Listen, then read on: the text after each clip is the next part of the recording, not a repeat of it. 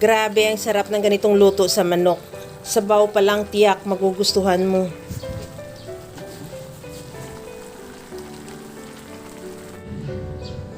Maglagay na ako ng mantika sa kawali, painitin at igisa na yung bawang.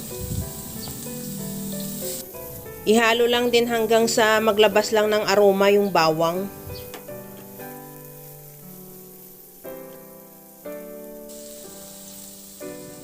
Ilagay ko na rin yung luya.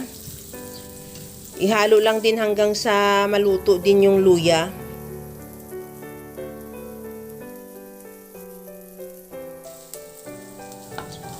Ilagay ko na rin yung sibuyas. Ganun lang din, ihalo lang din hanggang sa maluto lang din yung sibuyas.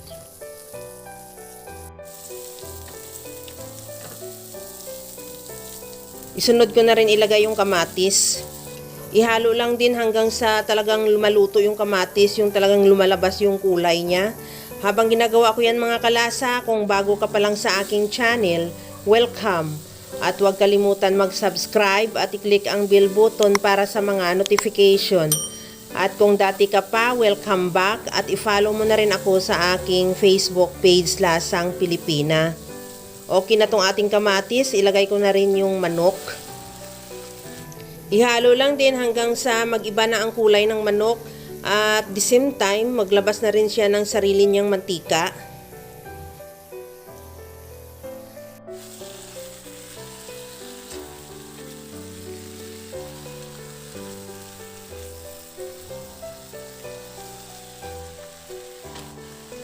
Lagyan ko na rin ng patis. Maglagay na rin ako ng asin.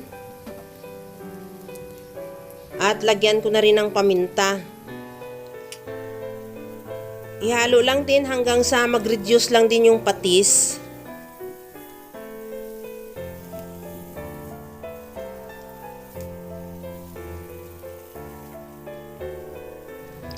Takpan ko muna hanggang sa maglabas lang talaga yung tubig ng manok o magsasabaw sa sarili niyang sabaw. At kagaya nito na medyo naglabas na rin at medyo nag-reduce na rin siya at luto na rin yung manok, maglagay na ako ng tubig. Nakadepende naman sa iyo kung gaano karaming sabaw ang gusto mo.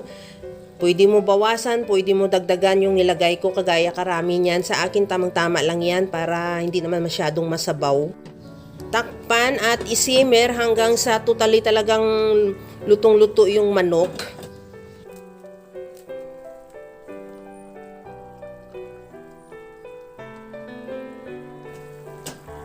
Maglagay na rin ako ng sayuti. At takpan ko ulit hanggang sa maluto lang din yung sayuti.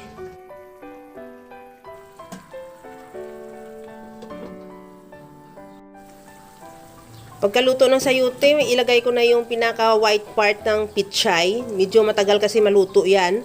At ilagay ko na rin yung sitaw. At lagyan ko rin ng siling green.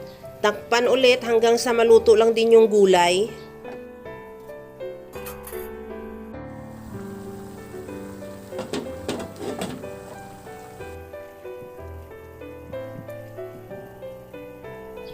At sa puntong ito na okay na yung ating gulay, isunod ko na yung ilagay yung pinakadahon ng pichay. Ihalo lang din hanggang sa maluto lang din yung dahon ng pichay. At ready to serve na yan. Kaya mga kalasa, kung nagustuhan mo yung ating video, please like na lang at pakishare na rin sa inyong mga friends. At kung bago ka pa lang sa aking channel, subscribe na at i-click mo na rin ang bell button para sa mga notification. Kaya mga kalasa, alam ko kayang-kaya mo tong gawin dahil sa sobrang simple at napakadali niya lang lutuin. Kagaya lang lagi sa sinasabi ko na walang hindi marunong magluto basta sa simpleng paraan lang. Hanggang sa muli mga kalasa, thank you for watching. Bye-bye!